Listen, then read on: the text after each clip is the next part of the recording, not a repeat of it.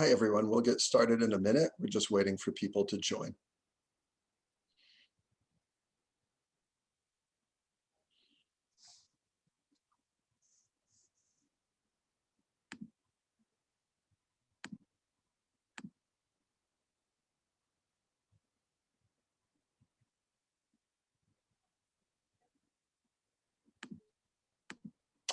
Great. Why don't we get started?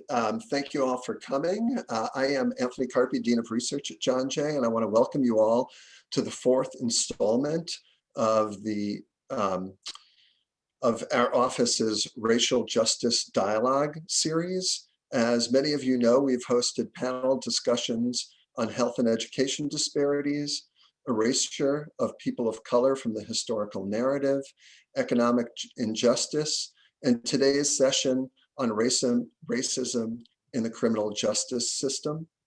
I want to thank my staff and especially Rachel Friedman and Dan Stageman for organizing and coordinating these panels, and our faculty advisory committee, including Monica San, Jessica Gordon-Nemhard, and Jose Luis Morin, for working with us to create this series.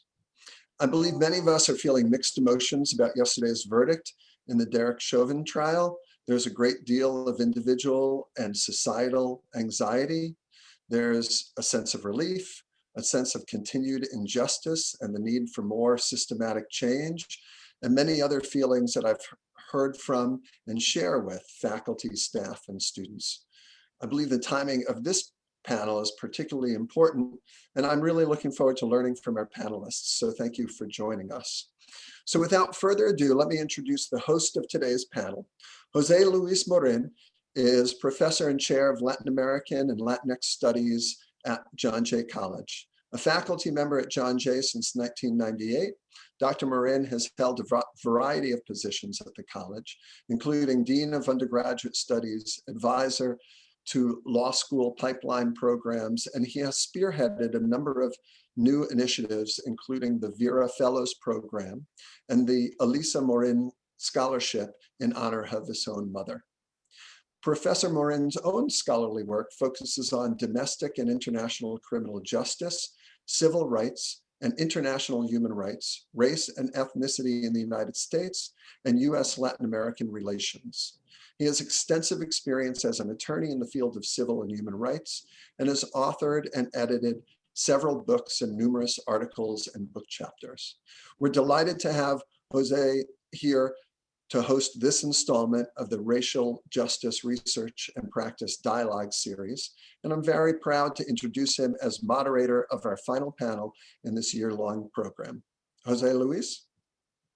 Thank you, Dean Carpi. It's wonderful to be here. We have two incredibly eminent scholars that are dealing deeply with these issues of race and justice, immigration, liberation. And so we are very fortunate to have them today, especially a day after the verdict in the Derek Chauvin case. Let me first start by giving you an overview of what we're going to do this afternoon. And I will first introduce our panelists. Our panelists will then give brief overviews and presentations of their work in relation to the issue that we're going to be discussing today. And they'll be followed by a discussion on some of these topics of the theme of race, criminal justice, and all of the adjoining issues that come with a discussion around race and criminal justice. And we'll also be looking at then some time period at the end towards just having some questions and answers from those that are attending. Those questions and answers will be sent to us by way of the chat feature in today's webinar. So first, let me start off by thanking our panelists for being here today. We're very appreciative of their time and effort. I first want to introduce Dr. Jasmine Syedullah. She is an assistant professor of Africana Studies at Vassar College. She is a Black feminist political theorist and co-author of Radical Dharma, Talking Race, Love, and Liberation. At Vassar, Dr. Syedullah teaches a course on abolition theory and another course titled Policing the Planet. She serves as a faculty member in both the Africana Studies as well as the Women's Studies program at Vassar. Professor Cesar Cuauhtemoc Garcia Hernandez is a professor of law at the University of Denver, Sturm College of Law, who writes and teaches about the intersection of criminal justice and immigration law, also commonly referred to as crimmigration law. His most recent book, is Migrating to Prison, America's Obsession with Locking Up Immigrants. His scholarly writings and teachings covered the questions of immigrants' rights to criminal justice or representation in criminal justice, immigration imprisonment, race-based immigration policing, and his works have appeared, his scholarly works have appeared in California Law Review, UCLA Law Review, and numerous others scholarly journals. He's also the publisher. He also publishes the blog, crimmigration.com. So I first then would like to have our panelists give a brief overview of their own work in this area and speak to and address some of the things that you see the most salient in a discussion around race, criminal justice, and all of the adjoining issues that are relevant to the topic, especially given this this particular moment, the day after the Chauvin verdict. Dr. Celia, I would ask you to begin first, please.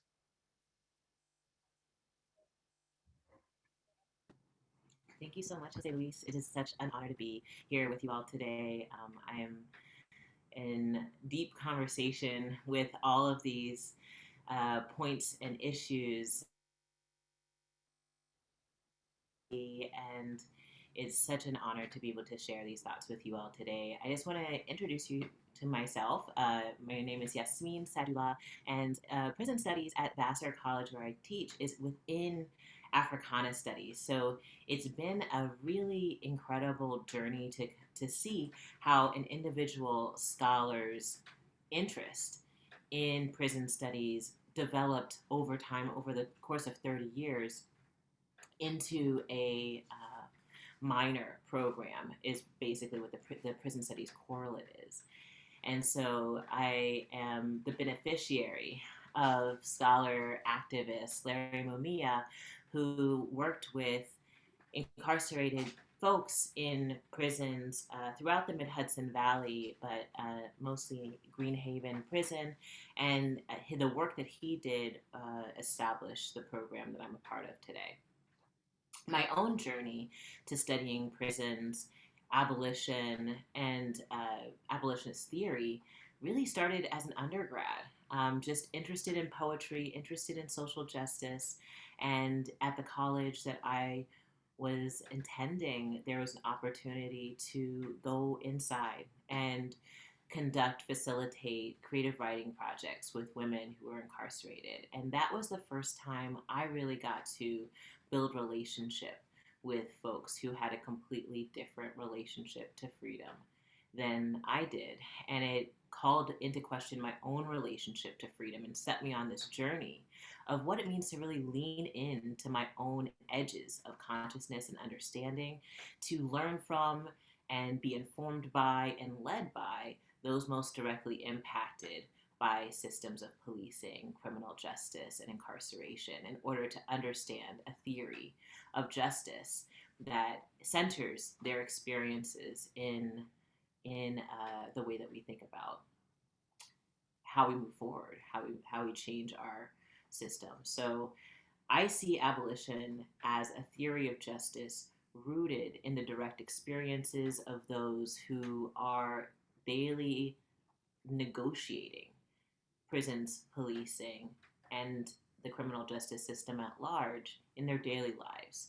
And the insights that they have gleaned have become the scholarship, the archive of academic research on abolition, the political theory that I use in my own research. And Jose Luis also mentioned that I'm in women's studies, and as a Black woman, Black feminist, part of my methodological understanding is that while there are privileges and protections to being part of mainstream culture, there's also a lot of myopia. There are blind spots. There are things that we miss. And so it's especially important when dealing with issues of social justice to lean into our edges, to lean into conversation and relationship with those most directly impacted, to learn what the mainstream might be missing in order to understand the ways systems of justice are disproportionately impacting those they're supposed to be correcting, right? So this is a theory of justice that has really emerged from within prisons, right? The legacy of political prisoners, prison organizing, has been a kind of groundswell of knowledge and theory about human rights, about social justice, about freedom in ways that, Western philosophy, the founding fathers of the American political system could not have anticipated. And as a democratic system, I am all about how do we integrate the voices of those most marginalized in order to steer way towards a clearer, more democratic future, right?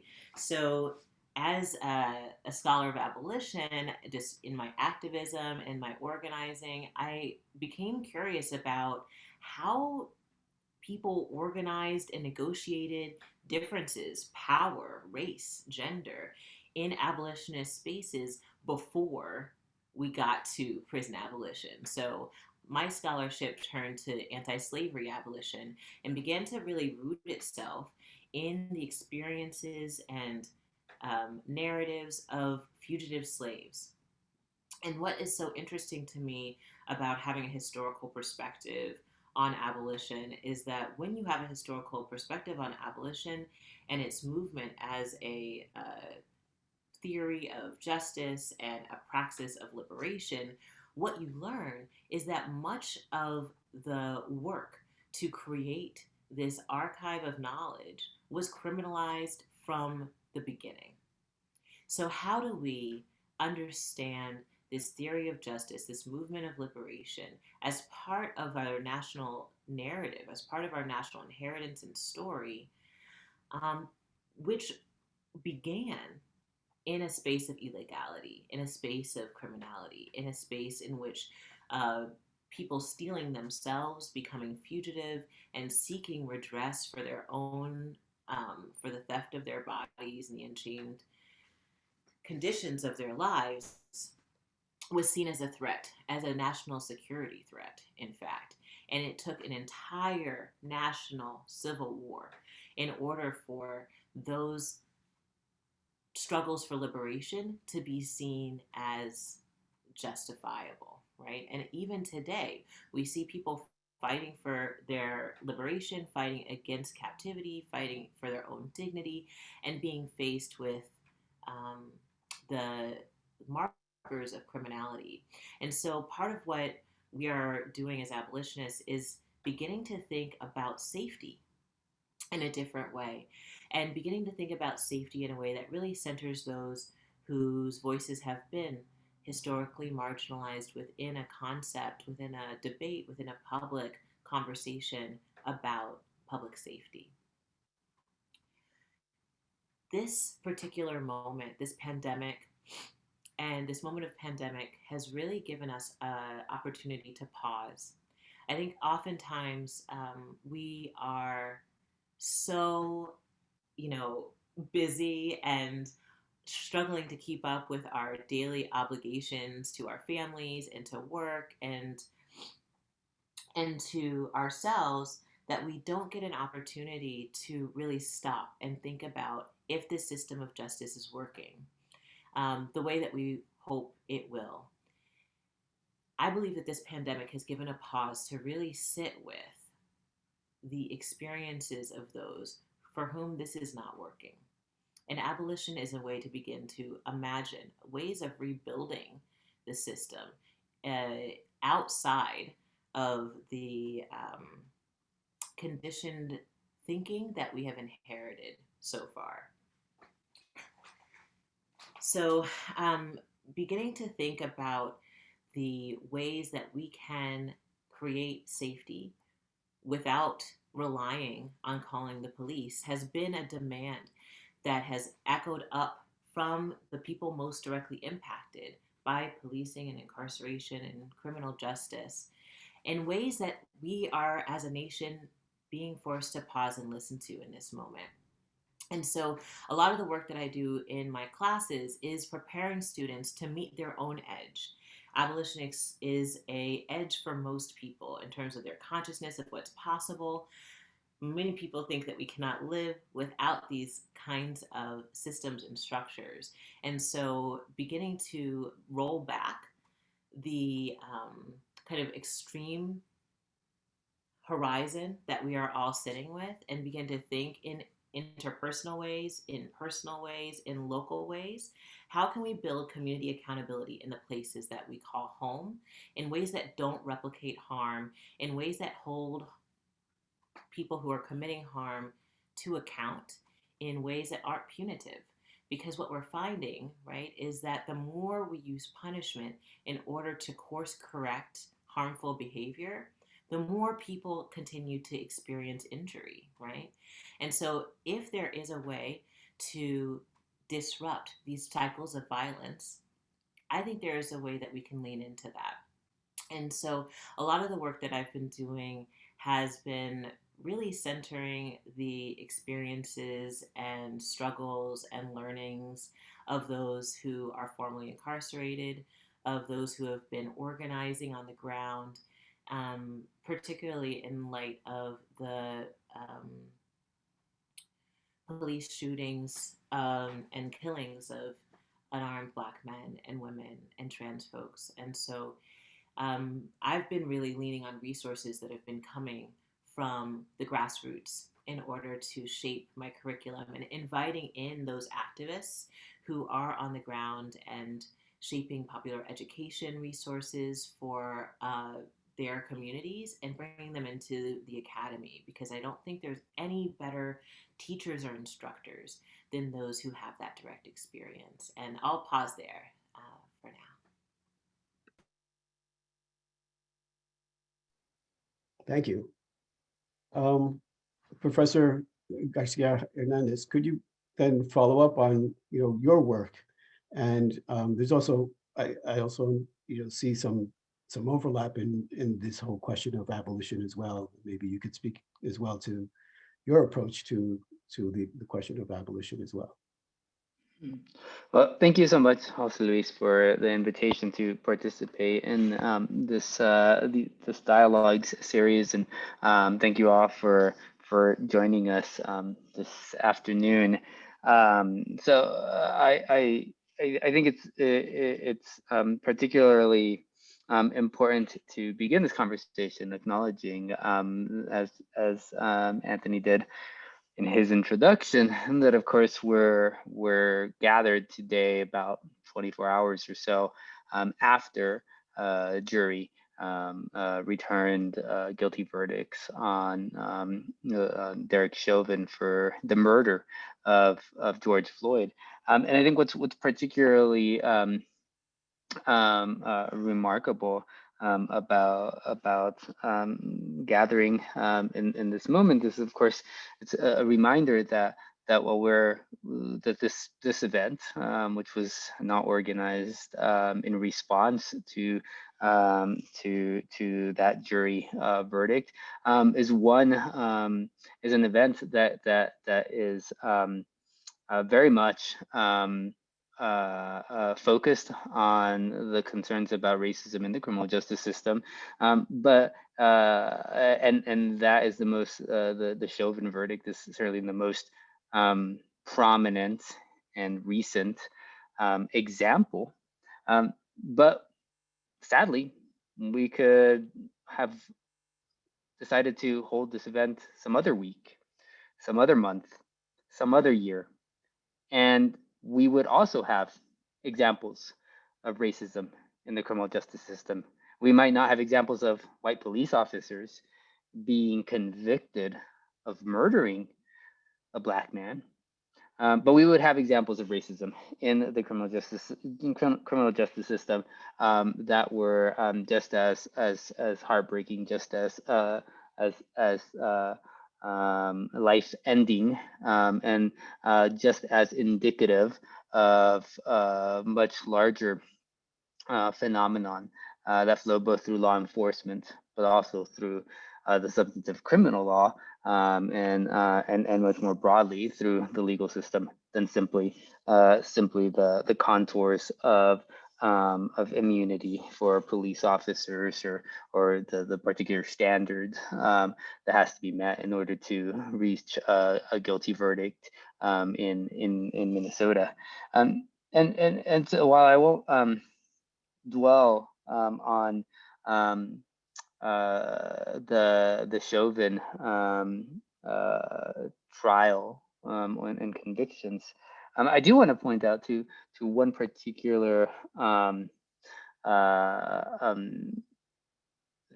tie between that particular event, the interaction between Mr. Floyd and Chauvin last May, and I think some of the response to yesterday's verdict, and some of the work that I've been doing over the last many years about the way in which the criminal justice system and the immigration system are intertwined.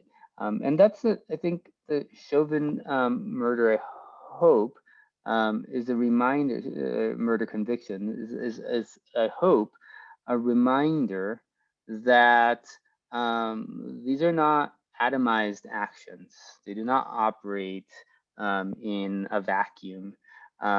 These are parts of longer trajectories that have their roots in centuries past, quite literally, but that also are not limited to the particular time or place in which Mr. Chauvin was operating as a member of one particular police department, or Mr. Floyd was operating as a member of one particular community. We can find examples of these kinds of incidents across generations and across communities.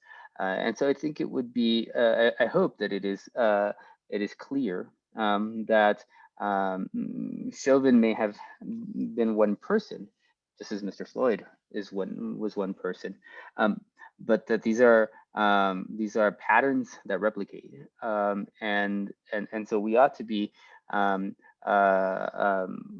holding accountable the particular individuals involved, but we ought to be questioning, we ought to be interrogating, as I think this conversation will do today, the legal practices, the norms within our communities and within our the criminal justice system that lend themselves to exactly that kind of brutal, terrorizing, murderous outcome. And so as to borrow from Yasmin's reference to spaces of criminality, I think that I love that depiction because it focuses, for me at least, it suggests that activity and location are susceptible to criminalization, separate and apart from what the activity and the location are themselves. In the same way, other activity in other spaces are protected from the criminal justice system's power to criminalize. And when it comes to the work that I do on immigration, we see time and time again that rather mundane activity, walking, riding in a bus, riding in a car, are criminalized if they happen in particular locations, if they happen in particular spaces. That is, if they require moving from one side of what is in many places an imaginary line drawn through the sand, or in my native South Texas, drawn across the middle of a meandering river. And in other instances, we see that violence is routine and routinely ignored. I've spent most of my adult life on college campuses. And while we are all aware that drug use is quite common on many college campuses, I've never seen as much drug use as I did, I think, the first weekend of my time on a college campus as an undergraduate. I probably saw more later, but I'd never, up until that time, I'd never seen as much. And yet, that's probably not even the most problematic form of regular criminal activity on college campuses. Those of us who have spent substantial amounts of time on college campuses know that sexual assault is endemic. Young women are raped regularly, and yet I've never heard of a single person stand on the edge of a well-manicured college green and say, there goes a criminal undergraduate.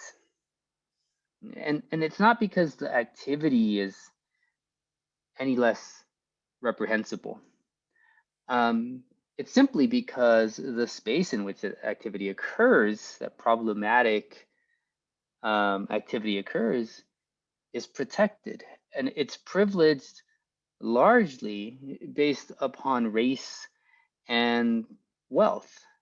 These are college campuses are largely wealthy white spaces, as I understand it. John Jay, I think, is perhaps an exception to that rule. But the University of Denver, where I work, is far from an exception to that rule. And so you don't have the college police department or the municipal police department banging down doors looking for people who have engaged in violent criminal activity.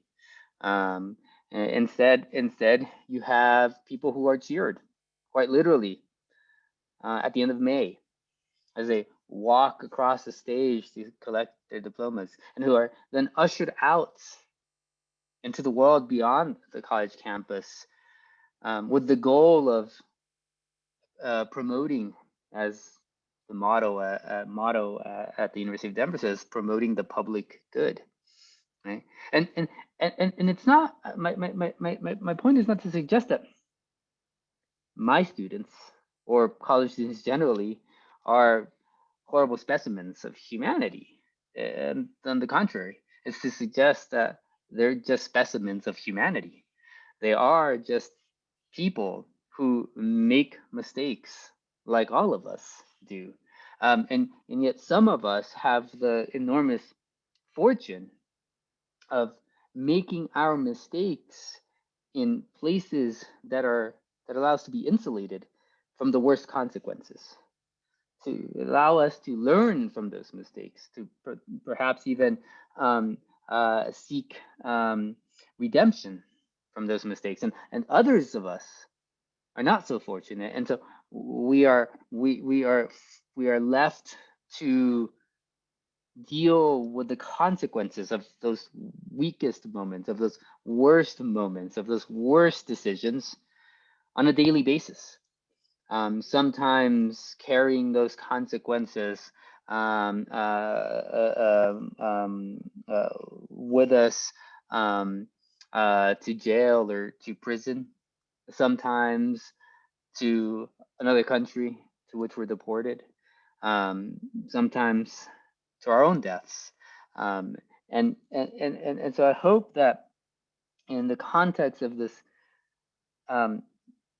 larger nationwide conversation, willingness to refocus on the role of racism in the criminal justice system, we stop not only to ask about the individual wrongdoers whose violence is those flagrant violences recorded by a courageous young woman standing not too far away.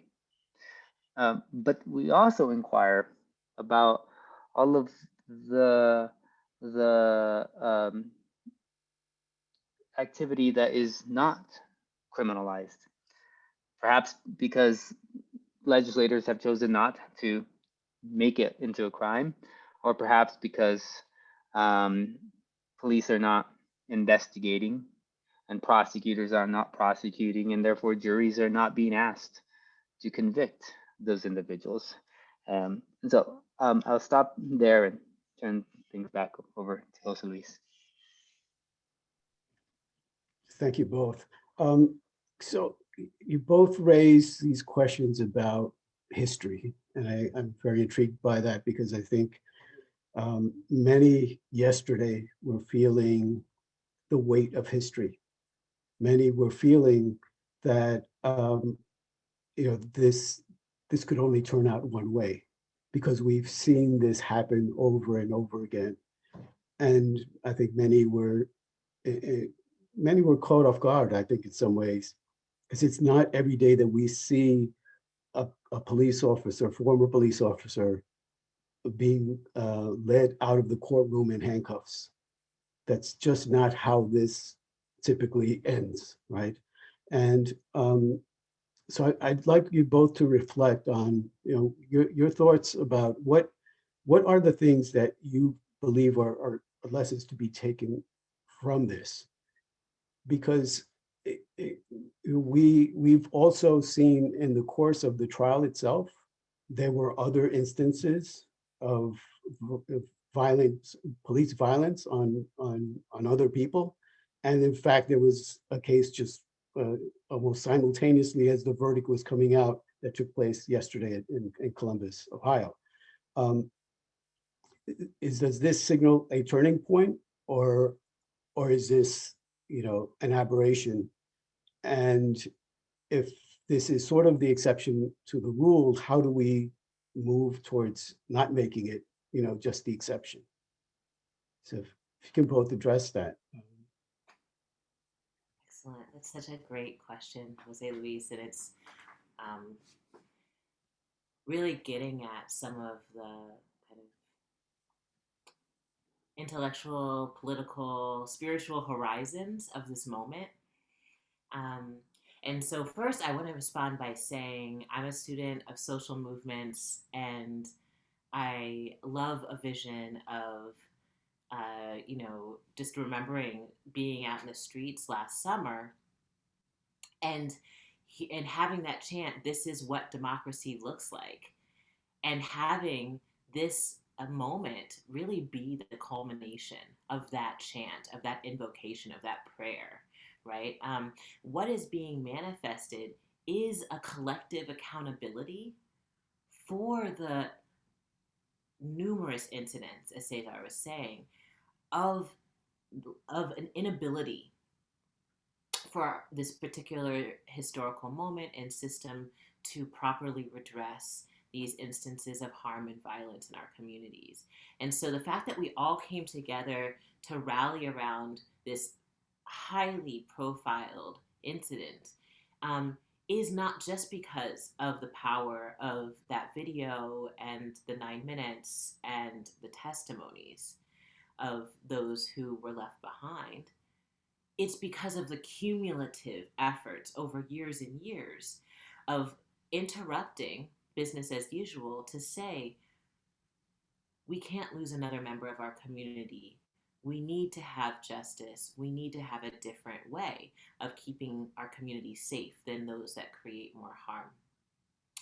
And so, this moment of recognition that police brutality, police violence, isn't acceptable, isn't justifiable, that excessive use of force must stop, right? Is a turning point, and it's an aperture, it's an opening, it's an opportunity for us to really look carefully at how we got here.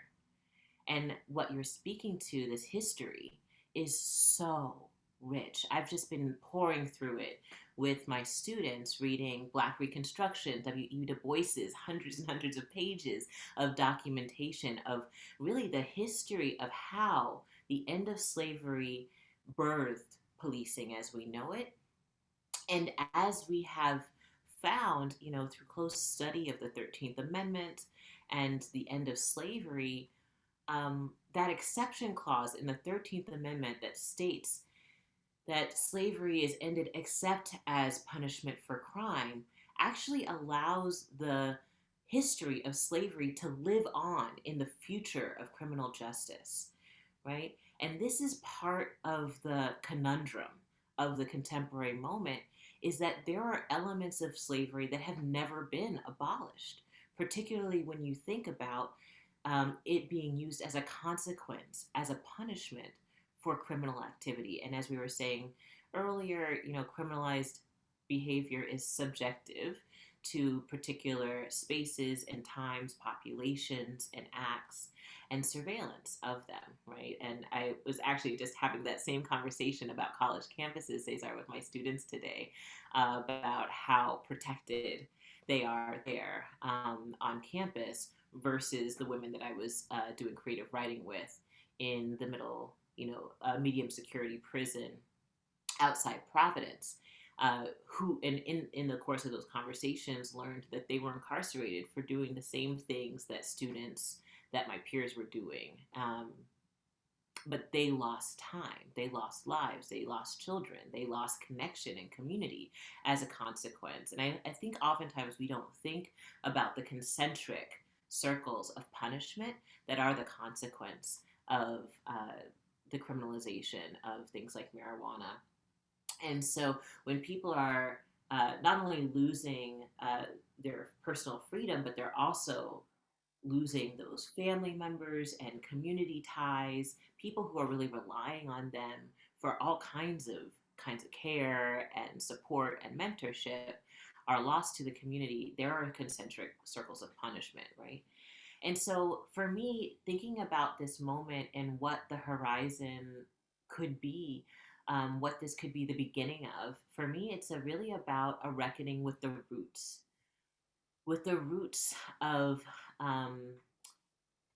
why these incidents keep happening, right? And so, in a conversation with one of my colleagues, they were saying, with regards to the Wright shooting, just 10 blocks away from where the trial was happening in Minneapolis, uh, you know, why does this keep happening? He was asking, and my response was, well, just because public opinion is changing, just because collective consciousness in the nation is changing, doesn't mean our practices are changing, right? And one of my co-authors for Radical Dharma, the book that you mentioned, Radical Dharma, teaching race love, talking race love and liberation. One of my co-authors, Reverend Angel Cato Williams, always quotes Bruce Lee when she's talking about practices. And I love this, is that, under pressure, we don't rise to our ideals, we fall back on our practices. And so if what we've been practicing is shoot to kill, then it doesn't matter how many consciousness raising conversations we have about racism within the criminal justice system, right? Our bodies are already trained to have particular kinds of reactions. In fact, that's precisely how safety in policing is practiced, right? That's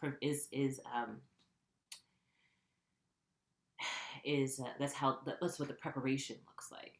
And so, how do we train ourselves to do something else? What are the alternative protocols of safety that actually live up to our ideals, right? All of these mistakes, right? I thought they were pulling out this. I thought I was in danger. I thought, right? That's because of our conditioned embodied experience of safety. And so, in order to get to the root causes of why these incidents keep happening, we actually have to interrogate what we've been practicing when we think about practicing safety. And that's not just having to do with the police, that's having to do with all of us, right? How do all of us encounter incidents of emergency, of harm, of violence, of threat, how are we practicing as a community to approach those moments with our full knowledge and understanding of what might be possible in order for everyone to get out of that situation as intact as possible, right?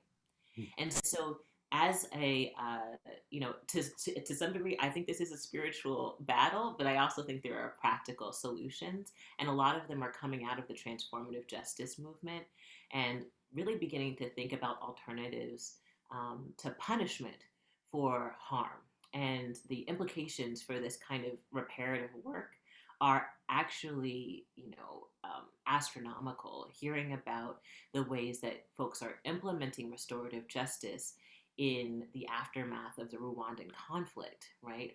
Where perpetrators of rape and massacre and violence are encountering people who are survivors of their violence and building relationship together through storytelling and witness and mutual project building, mutual community building is, I can't even articulate it. It is so unfathomable. But that's precisely what I mean is that if we stop thinking, if we stop feeling at the edges of our consciousness and understanding of what's possible when it comes to safety, repair, from harm and healing from violence, then we miss an opportunity, right? So, as a feminist, listening to those who are most directly impacted or listening to those who are most marginalized is also about our own consciousness. How do we keep feeling at the very edges of our understanding of what's possible in terms of repair, in terms of transformation, collective change? And at this moment, what I'm thinking is that we are directly experiencing the effects of collective organizing from the grassroots in these mass movements and social movements that are calling for change, that are calling for alternatives. And at this point, it is incumbent upon us to not hold on to the ways things have been. It's incredibly important that we pay attention to the ways that they aren't working for us anymore and see how we can actually improvise on reality in order to allow something new to enter the frame that might actually get us to a place of integrity and being able to live up to our ideals on a daily basis. Thank you. So Cesar, what are your thoughts on the post, Chauvin decision, the verdict, and where that links historically, and where does that take us going forward? How do we start rethinking, what has been sort of the traditional way of thinking about justice and criminality, and how policing in particular has been used as sort of the solution to all social ills, right? If there's the people that are unhoused, in the street, the solution is to call the police, right? Or any number of situations where we have seen time and again, somebody is in emotional distress and the police are called, and that ends in a tragedy for that person that was in this emergency.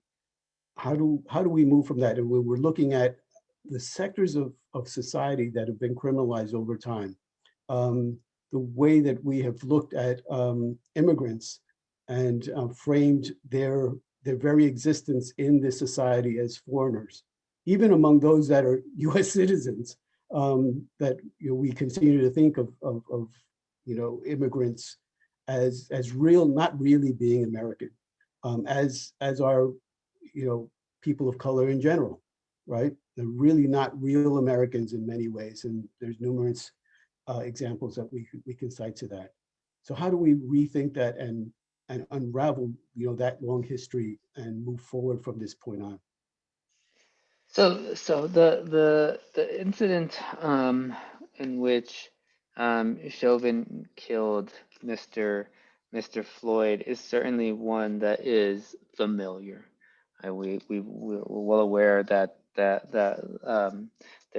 are numerous instances of police officers and in particular white police officers, taking the lives of people of color, particular Black men, and I think it's important to remember that. But I also think that there are some components of this incident that are exceptional.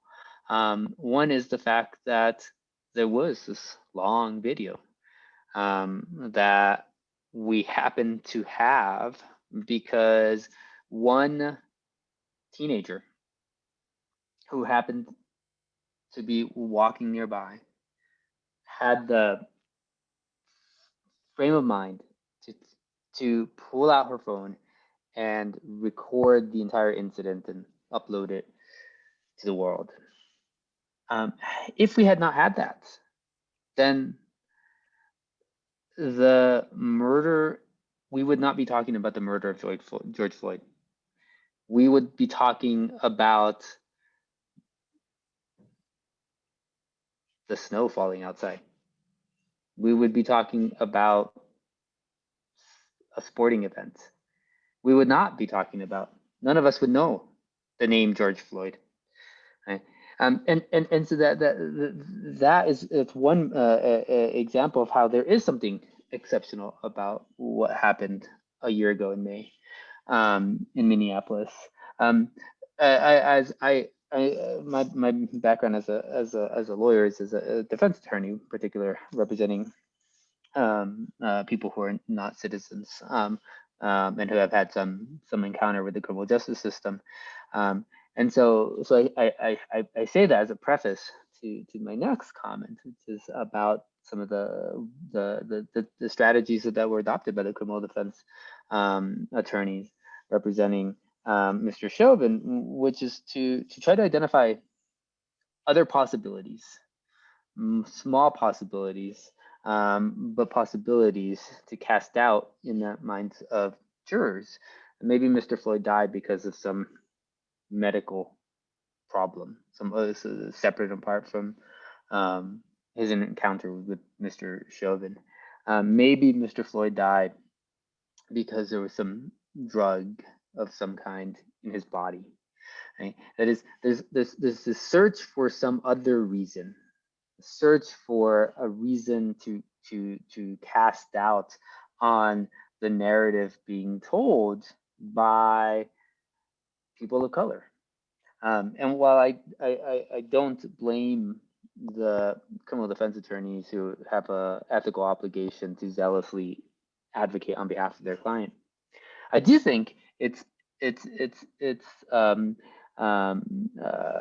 informative and important for us to keep in mind that or to be skeptical of our own tendency, if we have it, to always find a reason to disbelieve, to always find a reason to cast the credibility of the person who is claiming to have suffered from violence, from abuse, from exploitation by people with power.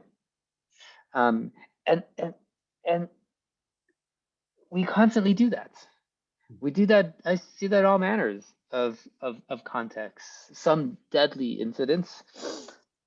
Some of the reporting about this young woman who Jose Luis mentioned, who was shot by police officers in Columbus, talks about the fact that she may have been trying to stab someone.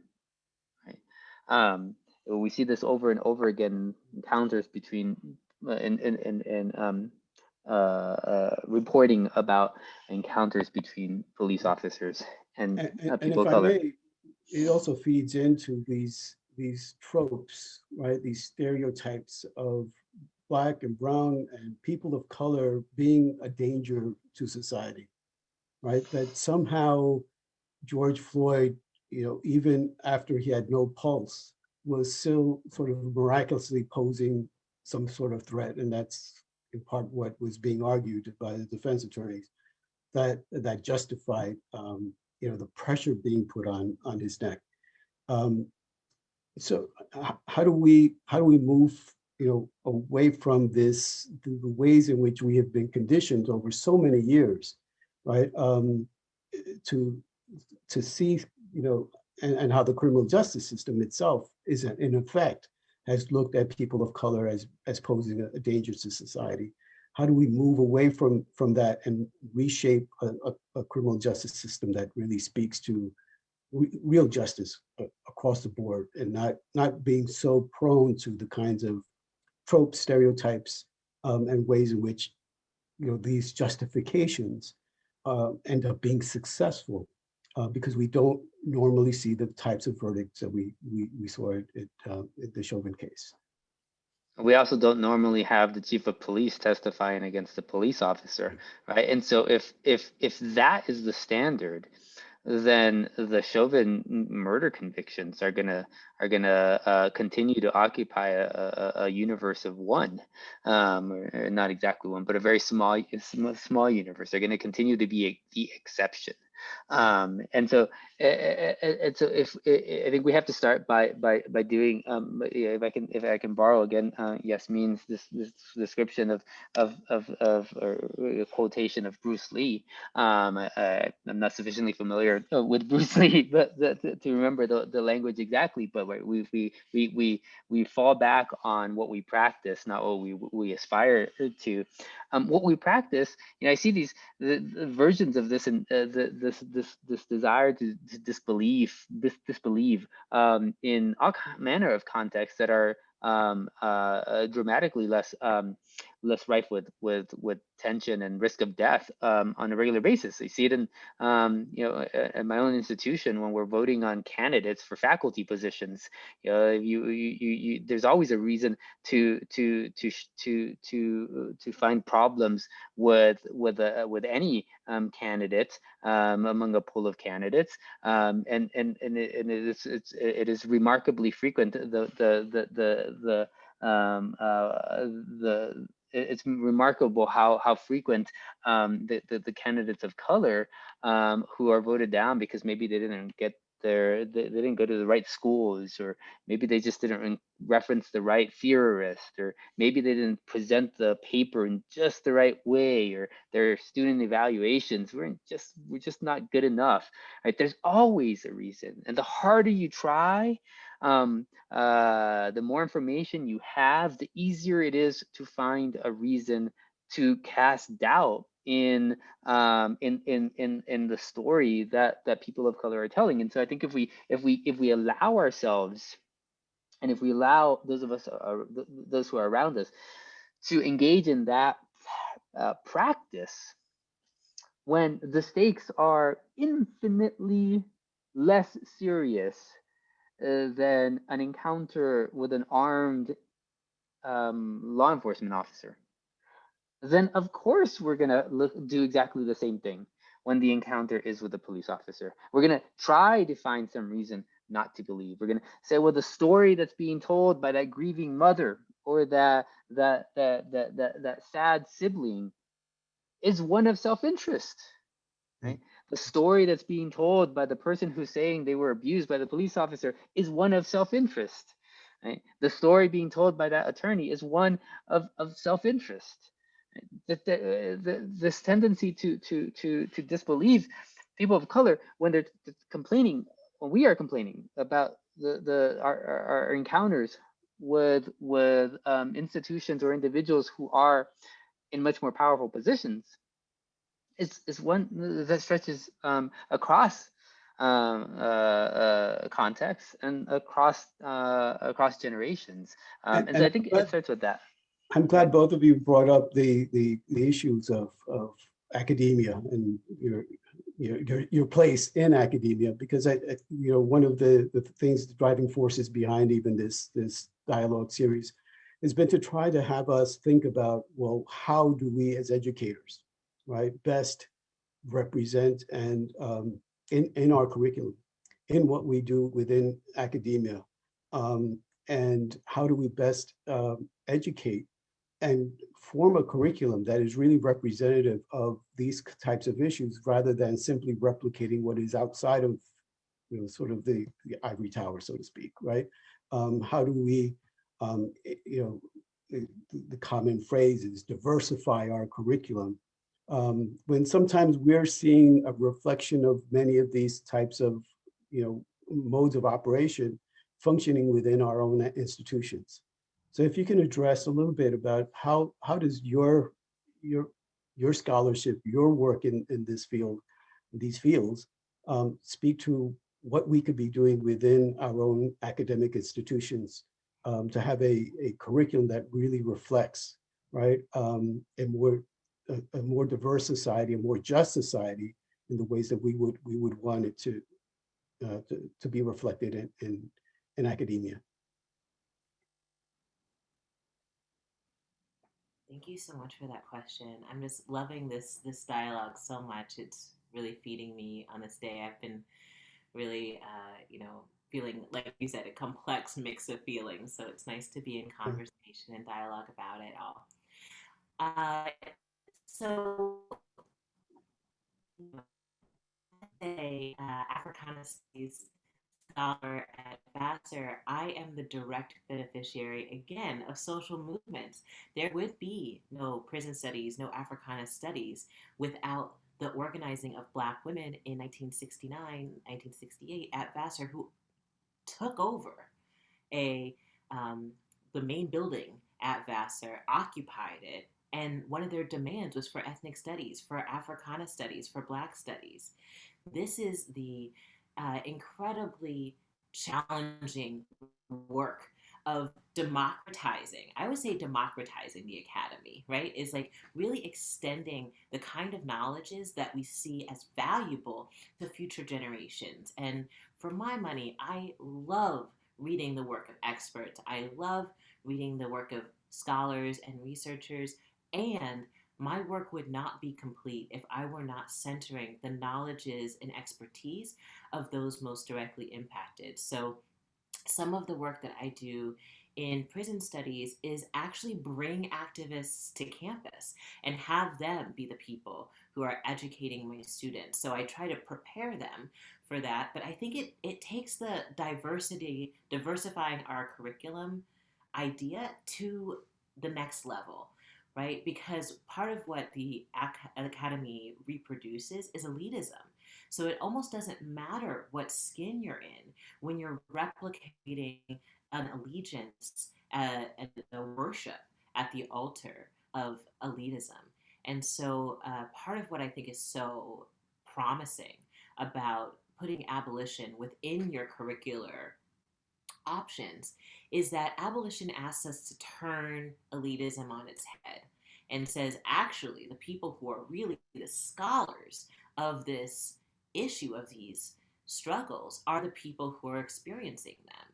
And so being able to read the works of Assata Shakur, of George Jackson, of Miriam Kaba, right, who's been building this movement for transformative justice for the last 20 years, right? This isn't just a movement that has happened over the last year in reaction to George Floyd's murder, but has really been the cumulative work of folks who have been in solidarity with folks who are inside for generations now, developing curriculum and archives of methodologies and strategies and practices and protocols that have been part of an underground movement for at this point, generations. And so I'm really excited about how we can kind of flip the script on who holds knowledge, who hold wisdom in our society, and continuing that work of the student struggle for ethnic studies in the late 60s, and bring activists back into the classroom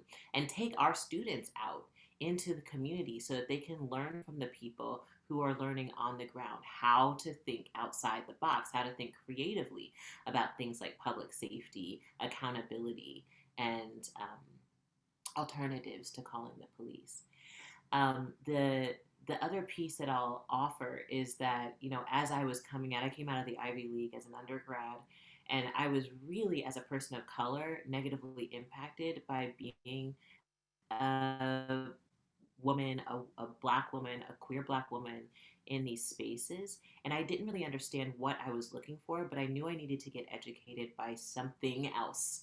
And so what I found was this powerful group of people called the Poverty Scholars, who are out in California, and they are people who are formerly houseless or houseless, right?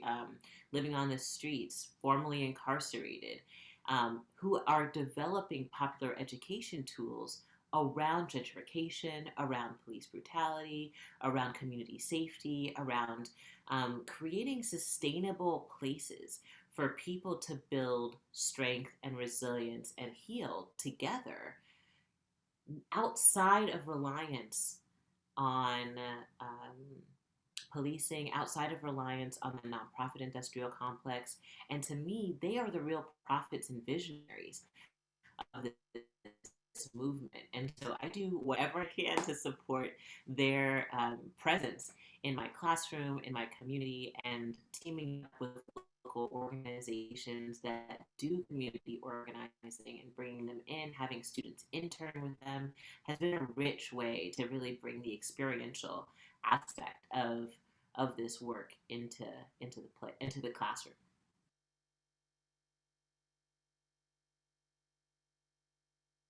You're still muted. Yeah, I see that we have some questions that have come in, so I want to leave a little time for those questions, which there's some really interesting questions that I'd like to pose to you. But Cesar, if you could quickly talk, from your perspective, a little bit about what kind of changes do you think need to be made? Is academia being responsive to teaching about criminal justice issues, about racial justice issues, violence against people of color, violence? I mean, we've also seen this incredible surge in violence against AAIP communities. Um, how do we have academia sort of respond and be responsible to those questions and issues in the 21st century? Yeah, so academia as a sort of amorphous and massive entity, and academics respond to pressure points, and so I think I think the honest answer is to your question is not sufficiently. Academia is not sufficiently responding to the need to engage with racial injustice in communities around the United States, and frankly, I think the fact that we have to ask the question about whether academia is responding is itself indicative of a problem in the way academic enterprises think of their role, in the way that academics as individuals quite often are reluctant to change the way that we go about our work as teachers or teachers and scholars. Is I think as intellectual workers, we should not be looking to respond to pressure points, but we should be looking to push the boundaries of the way that we are thinking imaginatively and creatively about the past, but also the way in which the present needs to take a different form as we head into the future. But quite often, but that is not the way that most academic institutions operate, and quite the contrary, they wait to be prodded and pushed, and then they are slow to be pulled.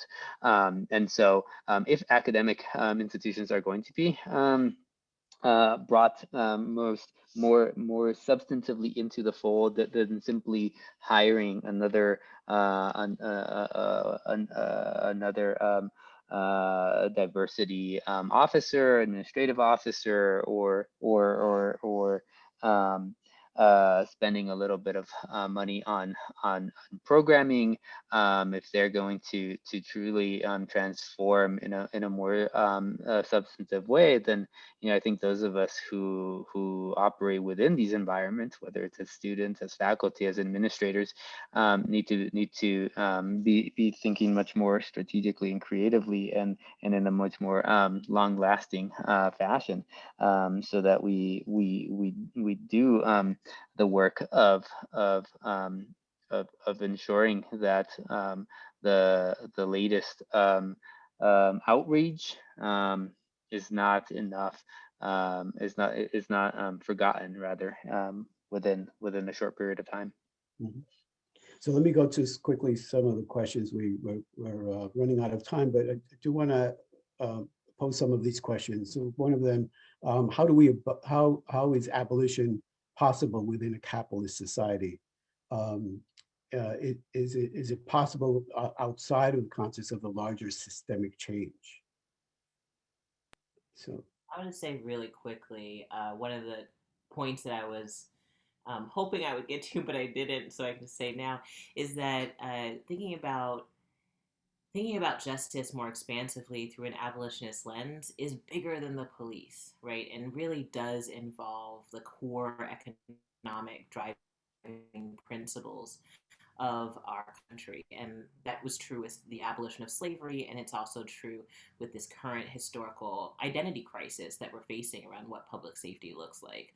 And so, in order to really think expansively about this, I've been really uncomfortable actually with the fact that we've been, as a movement, really targeting policing and police reform as the main kind of obstacle to getting to community accountability and safety that is more holistic, for lack of a better word.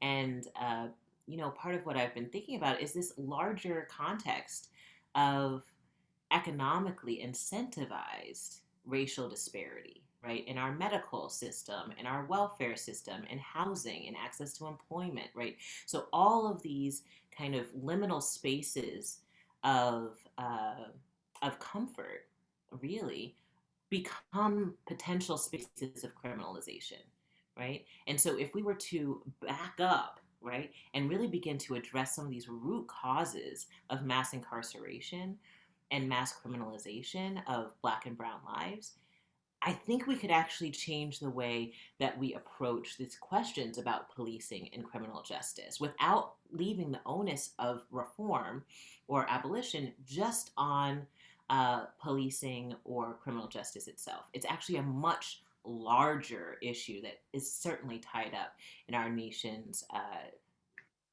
history of capitalist accumulation and extractive labor. we have only just a very few minutes left, but I'd like to pose this question to Cesar. What is the role of the legal system itself in perpetuating police violence and police murder? Yeah, the legal system is an enormous facilitator of police violence and police murder. First of all, through formal protections that apply to police to violence performed by police officers in the course of their duties, many of which are unique to law enforcement officers. That is, they are legal privileges that apply to their work and that do not apply to other people who engage in comparable activity. And so if the consequences of killing someone or brutalizing someone are muted at best, then of course there's going to be a limited deterrent factor that plays along that goes along with that, and that is squarely within the power of legislators to create, and squarely within the power of legislators to repeal. Great, thank you. So we're in the final minutes here. I just want to remind everyone that there will be a follow-up workshop that will all be happening Thursday, May 6th from 1:40 to 2:55. Cesar and Jasmine have been gracious enough to continue to work with us. They will be there, and the workshop will delve much more deeply into these kinds of issues. The invitation to participate will be sent out to the John Jay community, and it'd be a great opportunity to be able to delve deeper into these questions, and also help us reflect here at John Jay on how we could be thinking about our curriculum and our role in being able to, as educators, move forward in having our institution reflect much more of the thinking and be more representative of the experience of people of color both in terms of scholarship as well as teaching. We're looking forward to having you both on May 6th at 1:40 p.m. So I really do appreciate your participation in this event today, and look forward to the participation of both of you in our next on our workshop that's coming up on May 6th. So I think we're just about done. If there's any final thought, I think we might have a minute left. Any final thoughts from either one of you or both, very quickly? I'll just close by saying I think that the kind of cycles of harm that we're seeing through incidents of police killings aren't just being affected and felt by communities of color. It really seems like there is increased acknowledgement of how these incidents of violence are affecting the police directly. And so I just think that there is an opportunity here to not perpetuate kind of a oppositional approach to transformation. And I look forward to finding ways of working creatively with folks across lines of difference, all kinds of difference, to find solutions to public safety and harm that are collective. Cesar? And I'll close by sharing a line from James Baldwin's The Fire Next Time, in which he writes, "I know that what I am asking is impossible, but in our time, as in every time, the impossible is the least that one can demand." Thank you all. Great, thank you. That's an appropriate note to end on. Again, thank you both, Cesar, Jasmine, and thank you, OIR, Office of the Advancement of Research at John Jay College of Criminal Justice. We look forward to having all of you on May 6th participate with us in our follow-up workshop. Have a great day.